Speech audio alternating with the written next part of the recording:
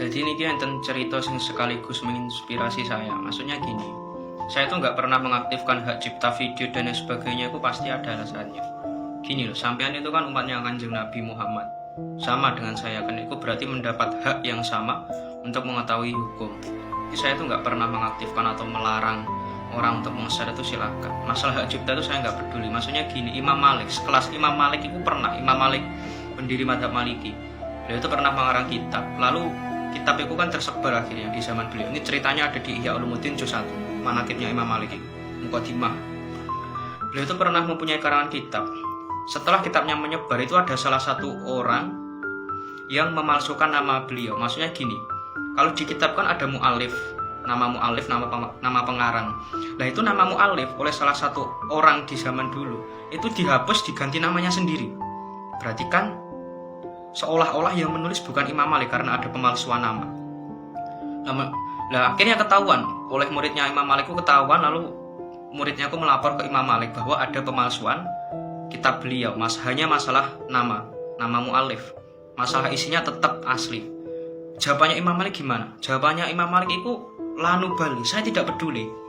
Intinya ilmu tersalurkan, nggak peduli orang tahu dari mana. Maksudnya itu gini, Imam Malik itu nggak mengharap pujian, nggak mengharap sanjungan dan sebagainya, sehingga sekelas kitabnya saja dipalsukan namanya, beliau tetap ikhlas. Apalagi sekedar saya, kalau video di share tanpa ada yang ini, saya pernah itu sering ditanya, banyak orang yang nge-share video saya jawab saya tidak peduli. Intinya itu ilmu tersalurkan, kan beres.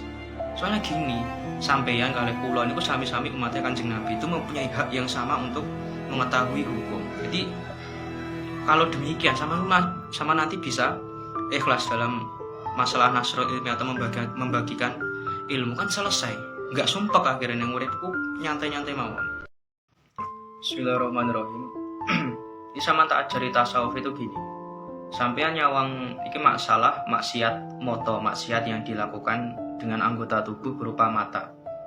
Ini keterangannya sama buka lengkap di kitab Muraqi Ubudiyah karangan Imam Nawawi, syarah dari Bidayatul Hidayah karangan dari Abi Hamid Muhammad bin Muhammad Al-Ghazali.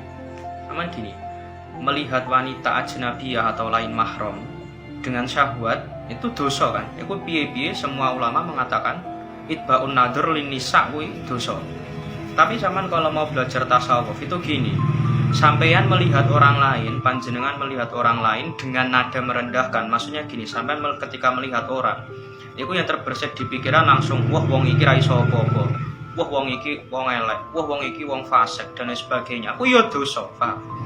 Jadi maksiat mata ini bukan hanya sekedar awakmu nyawang wong wedok lain mahram terus syahwat, iku ya piye-piye dosa.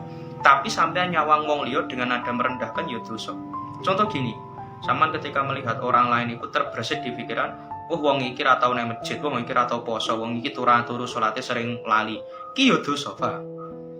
Jadi maksiat mata itu enggak hanya sekedar delok sing lain mahram dengan syahwat. Bahkan kalau dalam Ihya itu sampean buka di bab amar ma'ruf nahi mungkar, itba'un nadhr lin nisa iku minas shaghair. Melihat wanita lain mahram dengan syahwat itu hanya dosa kecil. Tak baleni itba'un nadhr lin nisa iku minas shaghair, termasuk dosa kecil. Soalnya nggak ada sangkut pautnya dengan hak adami. Kalau sampean melihat orang lain dengan nada merendahkan, cah iki ra tau salat, cah iki agamane, pengetahuan agamane sithik, iki yo maksiat blok ya, iki maksiat. Itu termasuk juga maksiat. Bahkan itu termasuk ghibah fi qalbi. Ghibah kan banyak macamnya kalau dalam Ihya Ulumuddin.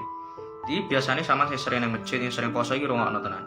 Sampean melihat orang lain dengan nada merendahkan, ketika melihat itu ada rasa merendahkan atau menganggap diri lebih baik, itu termasuk maksiat moto. Jadi nggak hanya sekedar melihat wanita lain mahram terus syahwat itu piye dosa, tapi melihat orang lain dengan pandangan merendahkan itu yo dosa. Sama belajar tasawuf ini sudah nggak asing lagi dengan yang semacam ini. Bismillahirrahmanirrahim. Jadi gini, di sampean sing sering membanding-bandingkan kitab suci rungono tenan. Pertama gini, dalam masalah menyampaikan Al-Quran itu nggak main-main. Saya ulangi, nggak main-main. Jadi sampean itu jangan terlalu membanding-bandingkan kitab suci agama satu dan agama yang lain. Itu soalnya saya sering temui ada orang non-muslim debat dengan kitab suci mereka, lalu sampean balas kembali dengan Al-Quran. Pak, Soalnya gini loh, sampean harus ketahui dulu mengajarkan Al-Quran pada non-muslim itu hukumnya gimana. Setelah itu sampean baru mempelajari Al-Qurannya. Maksudnya gini, sampean itu kalau menyampaikan Al-Quran, kalau masalah sampai taraf menghukumi, itu kematangan ilmu nahwu dan tafsir sangat dibutuhkan. Ojo sakarepe dhewe. Ojo mek bondo terjemah, Pak. Bahkan kalau saya kutip di kitab Rawdatul Thalibin juz 10 halaman 311 ini saya hafal gini. Wa yajuzu ta'limuhumul Qur'ana idza ruji'a islamuhum. Wala yajuzu ta'limuhumul Qur'ana idza khifa istighfafu. Berarti boleh sampai mengajarkan Al-Quran kepada non-muslim selama dia ada harapan masuk Islam. Kalau tidak ditemukan korinah-korinah atau tanda-tanda dia masuk Islam, maka nggak boleh. Apalagi tanpa pengetahuan kitab tafsir dan ilmu nahwu balaghah yang matang. Jus karepe dhewe. Kalau masalah menukil ayat Israiliyat, ayat-ayat yang menjelaskan masalah Bani Israel, itu diperbolehkan hanya untuk koreksi diri. Maksudnya gini, katakan di Quran itu sering menjelaskan masalah adab yang diturunkan pada orang-orang yang melakukan homoseks. Itu sampean boleh memperingatkan orang sekarang supaya tidak melakukan dengan ayat tersebut. Sekedar memperingatkan. Tidak sampai taraf memberikan hukum apalagi mendebat, paham gitu? Soalnya gini, sampean itu kalau mengajarkan Al-Quran itu berat, maksudnya berat gini. Pengetahuan tafsir, mantek, balaghah, nahwu, shorof itu harus matang. Ora bondo terjemah, tak ulangi, ora bondo terjemah. Sama harus ketahui juga hukum mengajarkan Al-Quran ke non-muslim. Kalau tidak ada harapan dia masuk Islam, panggah ngeyel, dan ada tanda-tanda dia malah menghina Al-Quran, itu ora oleh. Iki rungokno kuping, ora oleh. Jadi ojo ngawur dalam mengajarkan Al-Quran. Bahkan kalau dawuhnya Imam As-Suyuti, orang yang mengajarkan Al-Quran itu ilmu nahwu, balaghah, sorofnya itu tidak diragukan lagi. Jelas dengan kitab tafsir. Orang mek bondo terjemah, jadi bahaya gitu. Ini perlu rungokno tenan iki. Soalnya sama iki hidup neng Indonesia, cara dakwahnya pun juga harus jelas.